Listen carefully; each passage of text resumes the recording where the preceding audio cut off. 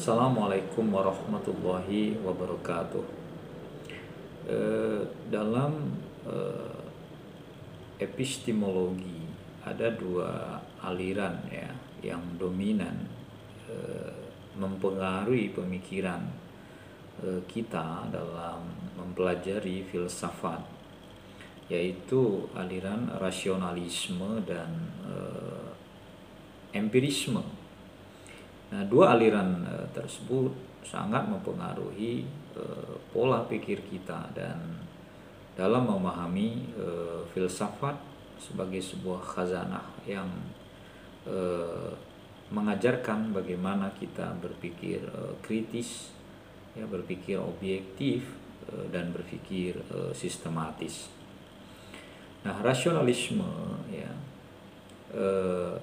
aliran yang memang selalu dikaitkan dengan René Descartes ya, karena memang beliau adalah tokoh utamanya ya, selain ada Pascal, ada Leibniz, ada Spinoza ya. Mereka juga para tokoh dalam rasionalisme. Pengetahuan dalam filsafat itu memang menjadi sesuatu yang menjadi pijakan.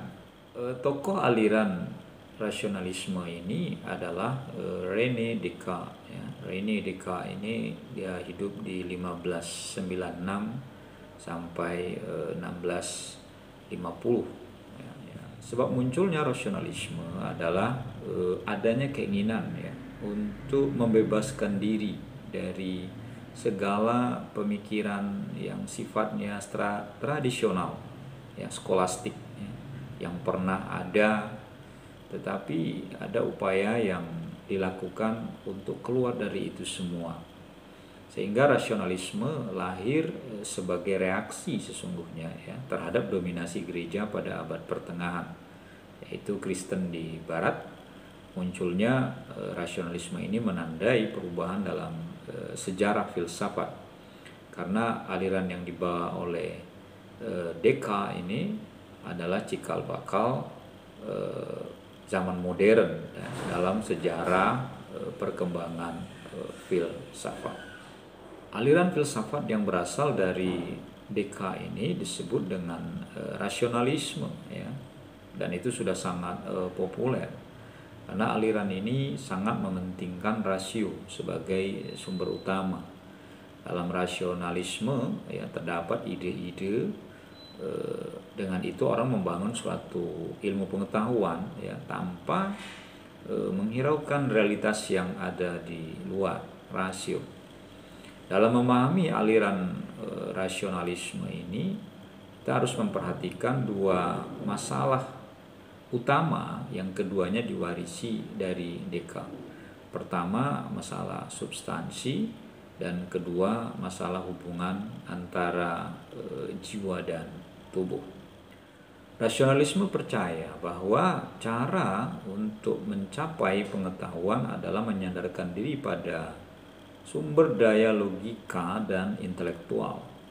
Penalaran demikian tidak berdasarkan pada data pengalaman, tetapi penalaran diolah dari kebenaran dasar yang tidak menuntut untuk menjadi dan mendasarkan diri pada pengalaman. René Descartes berpendapat bahwa sumber pengetahuan yang dapat dipercaya adalah akal. Hanya pengetahuan yang diperoleh melalui akal yang memenuhi syarat ya, yang dituntut oleh seorang atau semua ilmuwan untuk mendapatkan pengetahuan yang ilmiah. Dengan akal dapat diperoleh kebenaran, sehingga tanpa bantuan akal untuk memperoleh kebenaran itu adalah suatu hal yang sulit ya menurut Descartes.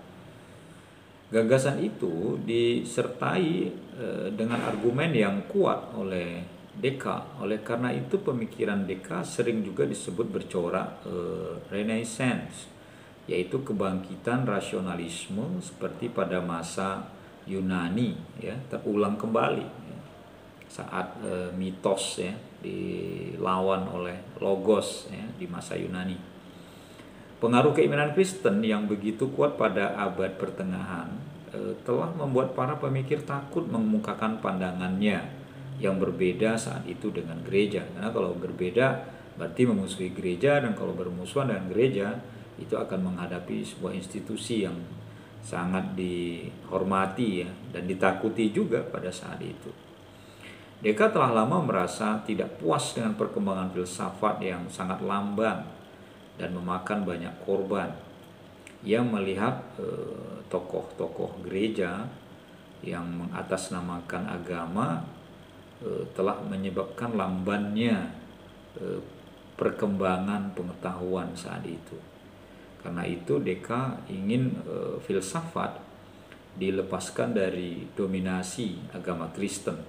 Ia ingin filsafat dikembalikan pada semangat filsafat Yunani, yaitu filsafat yang berbasis pada akal. Jadi saya kira inspirasinya René Descartes ini juga bisa dari semangat kebangkitan filsafat di Yunani saat logos menghadapi dominasi mitos yang kuat saat itu di Yunani. Zaman rasionalisme berlangsung dari pertengahan abad ke-17 ya sampai akhir abad ke-18. Pada zaman ini hal yang khas bagi ilmu pengetahuan adalah penggunaan yang eksklusif daya akal ya, atau rasio untuk menemukan kebenaran. Ternyata penggunaan akal budi yang demikian itu tidak sia-sia.